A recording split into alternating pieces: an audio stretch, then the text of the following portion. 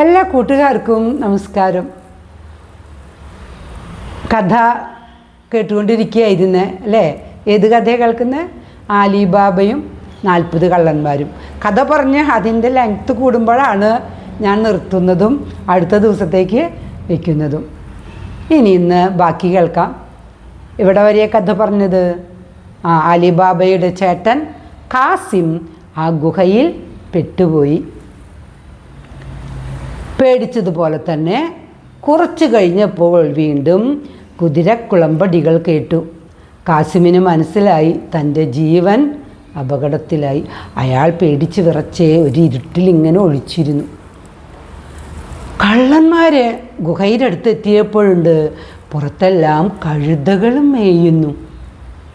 ഇതുവരേക്കും അവരങ്ങനെ ഒന്നും അവിടെ കണ്ടിട്ടുണ്ടായിരുന്നില്ല.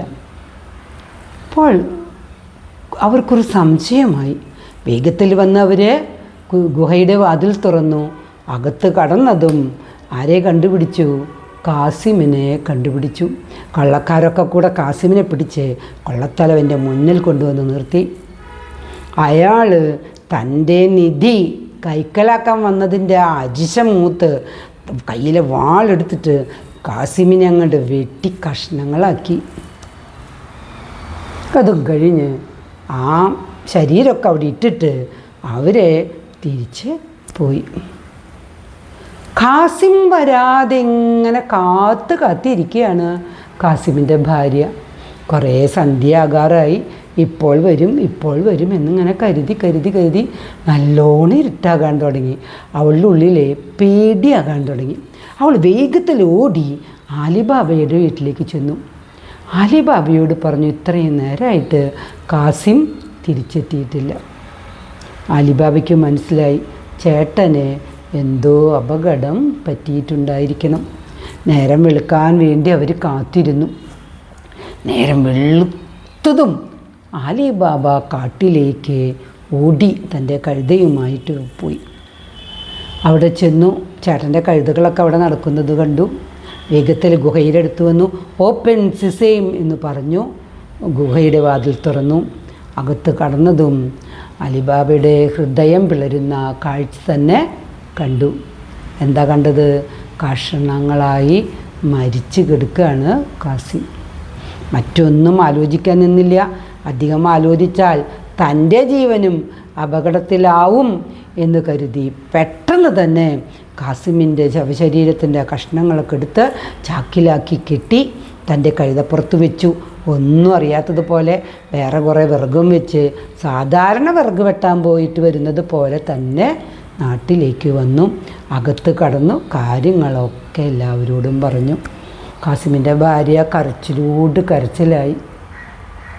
അലിബാബ പറഞ്ഞു, ഇവിടെ നമ്മൾ ബുദ്ധി ഉപയോഗിക്കുകയേ നിവൃത്തിയുള്ളൂ. കൊള്ളക്കാർ നമ്മളെ കണ്ടുപിടിച്ച് കഴിഞ്ഞാൽ നമ്മുടെ എല്ലാവരുടെയും ജീവൻ അപകടത്തിലാകും. അപ്പോൾ അലിബാബയ്ക്ക് അതിമിടുക്കിയായ സമർത്ഥയായ ഒരു അടിമയുണ്ട്. അടിമ എന്ന് പറഞ്ഞാൽ ആളുകളെയൊക്കെ പണ്ട് അങ്ങനെ കാശ് കൊടുത്ത് മേടിച്ചിട്ട് വീട്ടിൽ പണിക്ക് നിർത്തും. അങ്ങനെയുള്ളതാണ് ഈ ഒരു അടിമപ്പെണ്ണാണ് അലിബാബയ്ക്കുണ്ട്. മൊർജാന എന്നാണ് അവളുടെ പേര്. മൊർജാന നല്ല മിടുക്കിയാണ്. അവൾ പറഞ്ഞു, ഞാൻ ചില കാര്യങ്ങളൊക്കെ ചെയ്യാം. ഇതും പറഞ്ഞ് അവൾ വേഗത്തിൽ അവിടെ ആ കവലയുടെ അടുത്തുള്ള വൈദ്യരുടെ അടുത്തേക്ക് ചെന്നു. എന്നിട്ട് പറഞ്ഞു, എൻ്റെ യജമാനൻ കാസിമിന് തീരെ സുഖമില്ല. അങ്ങ് അദ്ദേഹത്തിന് മരുന്ന് തരണം. കുറച്ച് രോഗലക്ഷണങ്ങളൊക്കെ ചോദിച്ചറിഞ്ഞിട്ട് അയാൾ കുറച്ച് മരുന്ന് കൊടുത്തു. അതുകൊണ്ട് അവൾ ഓടി വീട്ടിലേക്ക് വന്നു. കുറേ കഴിഞ്ഞ് അവൾ വീണ്ടും ഓടിച്ചെന്നു. തീരെ പറ്റുന്നില്ല, ആ മരുന്നൊന്നും പറ്റുന്നില്ല, അദ്ദേഹം വളരെ അവശനായിരിക്കുന്നു എന്നൊക്കെ പറഞ്ഞു. അപ്പോൾ വൈദ്യർ വേറെ കുറച്ച് മരുന്ന് കൊടുത്തു. അതുമായിട്ട് വരണ വഴിയിൽ കണ്ടവരോടൊക്കെ അവൾ കാസിമിന് വയ്യ എന്നുള്ളതൊക്കെ പറഞ്ഞ് വീട്ടിലെത്തി. കുറച്ച് കഴിഞ്ഞിട്ട് അവൾ വീണ്ടും പോയി. അവിടെ കവലയിലുള്ള ഒരു ചെരുപ്പ് കുത്തിയുടെ അടുത്തേക്ക് ചെന്നു. എന്നിട്ട് അയാൾക്കൊരു സ്വർണ്ണ നാണയം കൊടുത്തു. സ്വർണ്ണ നാണയം കണ്ടതും ചെരുപ്പ് കുത്തിയുടെ കണ്ണ് തള്ളിപ്പോയി. അവരൊന്നും ജീവിതത്തിൽ അത് കാണാത്ത ആളുകളാണ്. എന്നിട്ട് ഇവൾ പറഞ്ഞു, അങ്ങ് എൻ്റെ കൂടെ വരണം. ഞാൻ വരാം, പക്ഷെ ഞാൻ അങ്ങയുടെ കണ്ണ് കെട്ടിയിട്ടാണ് കൊണ്ടുപോവുക. അതെന്തിനാത്? അതുണ്ട്. കൊണ്ടുപോയിട്ട് ചെയ്യാനുള്ളത് എന്താണ്? അങ്ങ് ഒരു ശവശരീരമാണ് തുന്നി കുത്തിച്ചേർത്ത് ഒരേപോലെ ആക്കേണ്ടത്. അയാൾക്ക് ആദ്യം ഒരു ഭയം വന്നു. അപ്പോഴവൾ ഇത് എനിക്ക് ചെയ്തു തന്നാൽ ഇനിയും ഞാൻ അങ്ങേക്ക് സമ്മാനം തരാം. അത് കേട്ടപ്പോൾ അയാൾ സമ്മതിച്ചു. കാരണം ജീവിതത്തിൽ രക്ഷപ്പെടാൻ ഇങ്ങനെയും ചിലതൊക്കെ വേണ്ടി വരും എന്ന് കരുതി അവൾ അയാളുടെ കണ്ണൊക്കെ കെട്ടി അവളെ പിടിച്ച് കൊണ്ട് ഈ വീട്ടിലേക്ക് വന്നു. വീടിൻ്റെ ഉള്ളിലെത്തിയപ്പോൾ കണ്ണു തുറന്നു. അയാൾ ഇരുട്ടാകാറായി തുടങ്ങിയപ്പോഴേക്കും വേഗത്തിൽ തന്നെ ഈ ശവശരീരമൊക്കെ തുന്നി കുത്തിച്ചേർത്ത് ഒരാളുടെ ശരീരമാക്കി വെച്ചു. മർജാന അയാൾക്ക് വീണ്ടും സമ്മാനവും കൊടുത്തു. അയാളെന്നെ വീണ്ടും കണ്ണുകെട്ടി അയാളുടെ ചെരുപ്പ് കുത്തിയുടെ ആ കടയിൽ തന്നെ എത്തിച്ചു. അവൾ തിരിച്ചു പോന്നു. പിറ്റേ ദിവസം രാവിലെ ആ വീട്ടിൽ നിന്ന് കരച്ചിലാണ് പുറത്തേക്ക് കേട്ടത്. എല്ലാവർക്കും മനസ്സിലായി കാസിം മരിച്ചു പോയിരിക്കുന്നു. വളരെ സ്വാഭാവികമായ ഒരു മരണം നടന്നതുപോലെ അങ്ങനെ കാസിമിനെ അവർ സംസ്കരിച്ചു. അവരിങ്ങനെ മനസ്സിൽ നല്ല ഭയത്തോടെ ഇങ്ങനെ കഴിയാണ്. ഒരു ദിവസം മർജാന പുറത്തു പോയിട്ട് വീട്ടിലേക്ക് വരുമ്പോഴുണ്ട് വീടിൻ്റെ വാതിലിൽ ഒരടയാളം. അതെങ്ങനെയാണ് സംഭവിച്ചത്? കൊള്ളക്കാർ തിരിച്ചു വന്നു. അവർ വന്നപ്പോൾ ഈ ശവശരീരം കാണാനില്ല. അവർക്ക് മനസ്സിലായി ഇതിൻ്റെ ഉള്ളിൽ വേറെ ആരോ വന്നിട്ടുണ്ട്, ആ ശവശരീരം ഇവിടെ നിന്ന് കൊണ്ടുപോയിരിക്കുന്നു. ഇനി അത് കണ്ടെത്തി അവരെ കുടുംബമടക്കം നശിപ്പിക്കണമെന്ന് കൊള്ളക്കാർ തീരുമാനിച്ചു. കൊള്ളത്തലവൻ മിടുക്കനായ ഒരു കൊള്ളക്കാരനെ നാട്ടിലേക്ക് പറഞ്ഞയച്ചു. ഇങ്ങനെ എന്തെങ്കിലും അസ്വാഭാവികമായ മരണമോ ശവസംസ്കാരമോ നടന്നിട്ടുണ്ടോ എന്ന് അന്വേഷിച്ച് വരാനായിട്ട്. കൊള്ളക്കാരൻ ഈ തെരുവിൽ വന്ന് നോക്കി. അങ്ങനെ ഈ ചെരുപ്പ് കുത്തിയുടെ അടുത്തെത്തി. ചെരുപ്പ് കുത്തിയോട് പറഞ്ഞു, അമ്മാവന് നല്ല കണ്ണ് കാണാനുണ്ടല്ലോ. അപ്പോൾ ചെരുപ്പ് കുത്തിക്ക് കുറേ പ്രായമായിട്ടുണ്ട്, ചെരുപ്പൊക്കെ നന്നായി. പിന്നെ എനിക്ക് കണ്ണ് കാണാനുണ്ടെന്നോ? നല്ല ഇരുട്ട് പോലെയുള്ള മുറിയിൽ വെച്ചിട്ട് ശവം തുന്നിക്കുത്താൻ വരെ എനിക്കറിയാം.